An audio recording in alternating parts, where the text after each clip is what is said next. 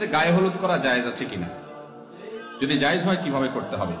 ভাই, আপনার বিয়েতে আপনি গায়ে কি হলুদ দিবেন না মরিচ দিবেন এটা আপনার ব্যাপার, কিন্তু মনে রাখবেন গায়ে হলুদ নিয়ে আমাদের একটা বক্তব্য আছে এবং এটা নিয়েও আপনি অনলাইনে সার্চ দিলে দেখতে পাবেন।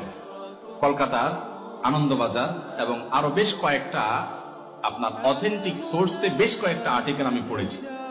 গায়ে হলুদের এই যে কালচার আমাদের দেশে হয়, সবাই করেন কম বেশ, বিয়ে করবেন আর গায়ে একটু হলুদ মাখবেন না, এটা তো হয় না। মাখছেন হয়তো, অনেকে মাখছেন, অনেকে মাখবেন। এটার পেছনে একটা বিশ্বাস কাজ করে যে নবদম্পতির তাদের দাম্পত্য জীবন সুখকর হয় শুধু হলুদ না, দুবলা এটা সেটা অনেক কিছু দিয়া বিশেষ কিছু কাজ করলে, মাখামাখি করলে, কোন প্রক্রিয়ায় আপনার এই গায়ে হলুদ ইত্যাদি করলে তাতে নাকি নবদম্পতির সুখ হয়। এটা কোনো মুসলমানের বিশ্বাস? মুসলমানের বিশ্বাস না। মুসলমানের সুখ এবং শান্তির মালিক কে?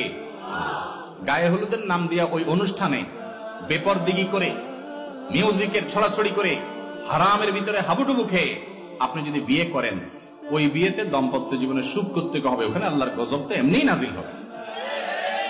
কিন্তু আজ ঠিক বলতেছেন যুবক, আপনি কি পারবেন হলুদ মুক্ত এই অনাচার মুক্ত বিয়ে করতে?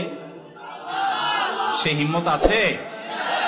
তাই বলে মা বাবার সাথে, মুরব্বীদের সাথে বেয়াদবি করার দরকার নাই। সুন্দর করে বুঝায় বলবেন যে বাবারে, আমার গাত হলুদ মরিচ যা মাখা লাগে আমি নিজে মাখবো, বা পুরুষরা পুরুষদের মাখবে, মহিলারা মাখবে। যদি এটাতে বিউটিফিকেশনে কিছু থাকে, যে দেখলে সুন্দর হয়, শরীরটা সুন্দর হয় বা ত্বকটা ভালো হয় বিয়ে উপলক্ষে, ঠিক আছে করলো।